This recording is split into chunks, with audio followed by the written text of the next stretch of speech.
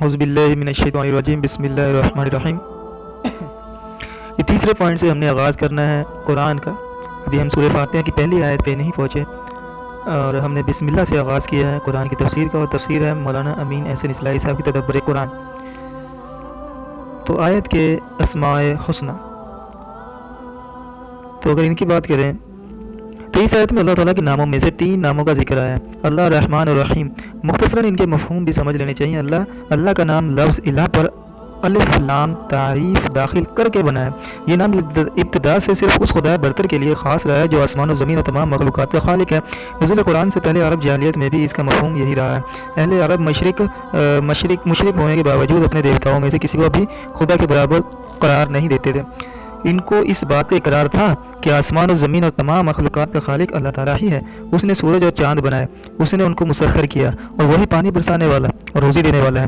دوسرے دیوتاؤں کی پرستش وہ محض اپنے اس غلط گمان کی بنا پر کرتے تھے کہ یہ اللہ تعالیٰ کے مقرب ہیں اور اللہ کے ہاں ان کی سفارش کرتے ہیں۔ قرآن مجید میں ان کے خیالات نہایت تفصیل کے ساتھ نقل ہوئے ہیں۔ ہم اختصار کے ساتھ یہاں صرف 2-3 مثالیں نقل کرتے ہیں۔ منعبدهم الا ليقربونا الى الله زلفا۔ سورہ زمر کے میں ہم نہیں پوچھتے ان کو مگر اس لیے کہ یہ اللہ سے ہم کو قریب کرے۔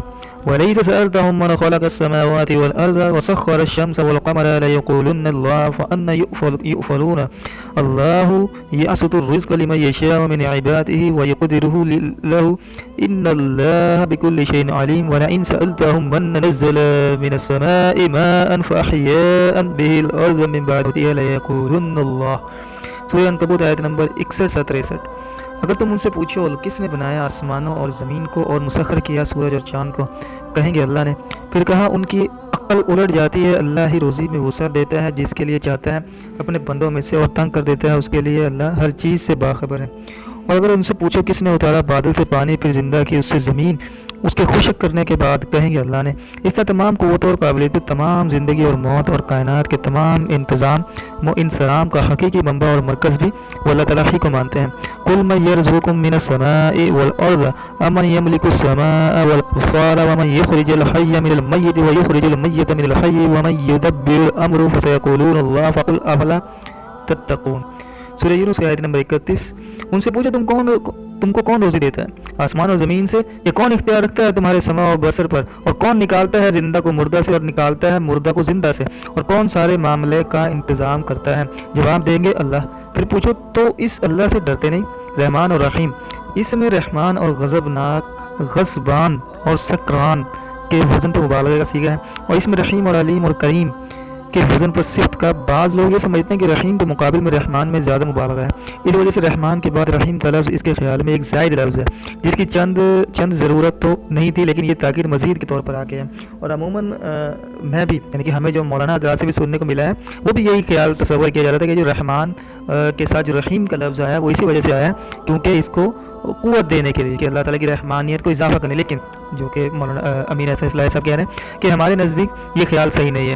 عربی زبان کے استعمالات کے لحاظ سے فعلان کا لفظ خوش و خروش اور ہیجان پر دلیل ہوتا ہے، اور فعیل کا وزن دوام و استمرار اور پائیداری اور استواری پر۔ اس وجہ سے ان دونوں صفتوں میں سے کوئی صفت بھی برائے بیت نہیں ہے، بلکہ ان میں سے ایک خدا کی رحمت کو کہ جوش و خروش کو ظاہر کر رہی ہے، دوسری اس کے دوام و تسلسل کو۔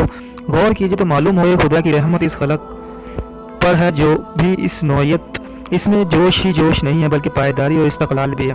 اس نے یہ نہیں کیا ہے کہ اپنی رحمانیت کے جوش میں دنیا پیدا تو کر ڈالی اور لیکن پیدا کر کے پھر اس کی خیر گیری اور نیکدار سے غافل ہو گیا، بلکہ اس کو پیدا کرنے کے بعد وہ اپنی پوری شان اور رحیمیت کے ساتھ اس کی پرورش اور نگہداشت بھی فرما رہا ہے۔ بندہ جب بھی اسے پکارتا ہے وہ اس کی پکار سنتا ہے اور اس کی دعاؤں اور التجاؤں کو شرف قبولیت بخشتا ہے۔ تو اس کی رحمتیں اس چند روزہ زندگی ہی تک محدود نہیں ہے، بلکہ جو لوگ اس کے بتائے ہوئے راستے پر چلتے رہیں گے ان پر اس کی رحمت ایک ایسی ابدی اور لازوال زندگی میں بھی ہوگی جو کبھی ختم ہونے والی نہیں ہے۔ غور کیجیے تو معلوم ہوگا یہ ساری حقیقت اس وقت تک ظاہر نہیں ہو سکتی جب تک یہ دونوں لفظ مل کر اس کو ظاہر نہ کریں۔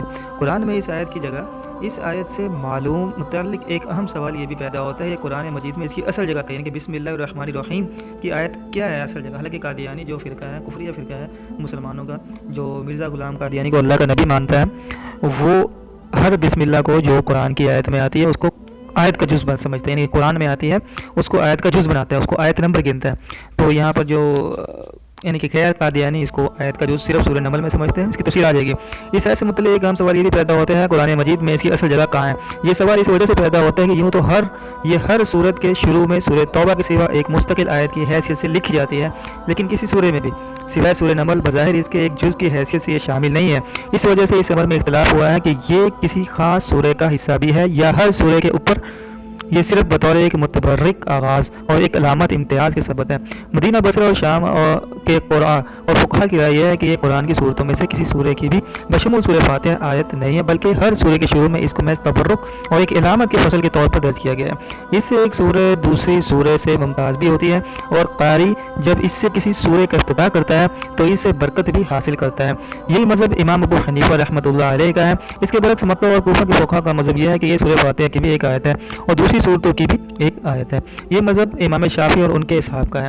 استاذ امام مولانا حمید الدین فراہی رحمۃ اللہ علیہ اس کو سورہ فاتحہ کی ایک آیت اور دوسری صورتوں کے لیے بمنزلہ فاتحہ مانتے ہیں۔ مجھے کبھی مذہب قرائے مدینہ کا معلوم ہوتا ہے۔ اس کی وجہ یہ ہے کہ مصحف کی موجودہ ترتیب تمام تر وحی الہی کی رہنمائی اور رسول اللہ صلی اللہ علیہ وآلہ وسلم کی ہدایت کے تحت عمل میں آئی ہے، اور بسم اللہ کی کتابت بھی اسی ترتیب کا حصہ ہے۔ اس ترتیب میں جہاں تک بسم اللہ کے لکھے جانے کی نوعیت کے تعلق ہے، سورہ فاتحہ اور غیر سورہ فاتحہ میں کسی قسم کا فرق نہیں کیا گیا ہے، بلکہ ہر سورہ کے آغاز میں اس کو ایک ہی طرح درج کیا گیا ہے۔ اس کی حیثیت سورت سے الگ ایک مستقل آیت کی نظر آتی ہے۔ الحمدللہ رب العالمین۔